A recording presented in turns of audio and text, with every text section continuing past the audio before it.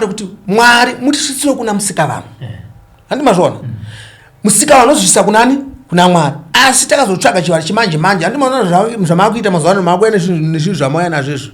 Takutaura zvakuita chop chop kunzwika. Nhasi ndakanyeya panapa zvinonzwika Zimbabwe yese kuti nhenga aita sei anyeya.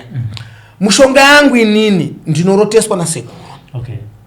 Imimi zvandiri panapa ndakanzi ndafa nhasi amugone kuzvishandisa. Bosi hamuna chamunoziva. Mishonga yese ndozati undu wakati ndini ndakavata kuhope ndinorota kuti unoshanda zvakati. Unoshanda zvakati. Wakaona munhu akuita zvokurombesa ndowauroi. Okay. Ini handisi muroi ndotobvisa uroi. Vakawanda vari kufona futi zvakare. Zvikanzi Sekuru inoda kuromba ndikati aiwa muzukuru ine handirombese. Ini ndikutobvisa urombwa. Okay.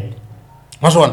Anozati kare zvaitika ndechekuti munhu akatadza kana akahura nehanzvadzi kana kunzi munhu auraya aidyiwa nemhondoro. Yeah. Mazvona. Saka isusu mishonga imunomese haina mishonga inoromba. Okay. Anonamata chechi akasununguka kuuya. Angave muprofita akasununguka kuuya. Muprofita akuda vanhu vauye pachaunga pachechi pake anouya pano tomba mushonga wokuunganidza vanhu. Oh. Kana imi makada basa kuti mukurudzire tinokupai mushonga wendemera zvisiri zveropa. Mudzimu wangu haubate ropa. Ene mushonga uyu hauzondipandukira pamberi apa. Hakuna anopanduka. Ndinoparadza mhepo dzakaipa ndodzandinorwisa. Inini wacho pandiri panapa ndakahura ndinorohwa nemudzimu wangu. Ndinotanga kuita mamota futi. Handitenderwi kuhura. Ndinofana kuita basa randakapirwa. Mudzimu handikwanise kuchaja munhu pafoni. Naye Sekuru toda kunziva kuti munoita mari. Naye muzukuru uye akakudarizve. Kwenini ndini here Sekuru? Mutumbi wakutaura naSekuru ka. Bosi ndakakuchaja ini ndopuwa mhosva futi zvakare nemudzimu. Chiri pandiri haikusi kuti inini nditsika mutanda. Ndiri Sekuru vanosvikirwa nesvikiro. Ndinotorapa. Handisi tsika mutanda.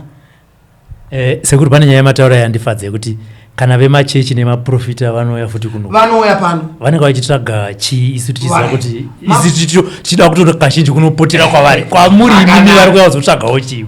Izvezvi mina mune mumwe muprofita handisi wangu nezita bosi ndingamukadzire basa rake. Maprofita vanosangana nedambudziko rokuti anowa chirwere chekensa. Kensa hairapwe nemvura. Kensa hairapwe nemunamato. Kensa inopuwa mushonga wechivanhu watinorapa kubikira munhu porridge tomupa tomutemerera kensa. Like yakabata apa kensa apa. Ukaenda kuchipatara unzi dimburewo. Takakupa mushonga takatemerera panapa. Kensa karombo kanenge achifamba kanenge achifukuta. Saka takakupa mushonga iwowo. Chandisingakwanise kurapa kensa inonzi blood cancer. Handiri kunyepera zvizhinji reZimbabwe. Inonetsa. Asi makensa mazhinji esaya. Aiwa zvina problem. Tinobatsira vazukuru vachirarama vachifara. Like izvo zvimuona panapa masvika vanapa ndakapuwa imba nemuzukuru. Ndiyakanipa imba inoyi. Nekutenda rutendo rwake. Sekuru akaita almost 30 years. Musha muchifiwa mumwe achipenga. Ndikati vanitora kumusha uko ndauya kuno ndauya kuHarare anogara kuBorodero. Handitaura hangu nezita zvake haadi kuzikana. Munhu mukuru. Sekuru ndo zviripo ndikubatsire. Ndakamuchaja hangu mari shoma $400. Ndapedza basa. Akazondishedza mumwe Sekuru funge zvenyu ndezvandafunga tagara pasi nemadzimai. Tati tine chiimba chiri kuFidelity. Sekuru zvezvimuno muHarare kuti mwe mabhegi enyu muchitendera hazviti ndakupa chimotikari ichi. Neimba iyi. Musukuru kuti achokwadi. Ndakavhunduka eni anenge akarowa. Zvikanzi Sekuru handei kutindira kumapepa. Ndikandogasa mapepa navazukuru wangu ava. Imba inoyi ndakapiwa ino imba ino. Haina 3 months. Aiwa tinotenda zvinoratidza kuti basa renyu riri kufamba. Mati mimi kana muchinge ngatiti uda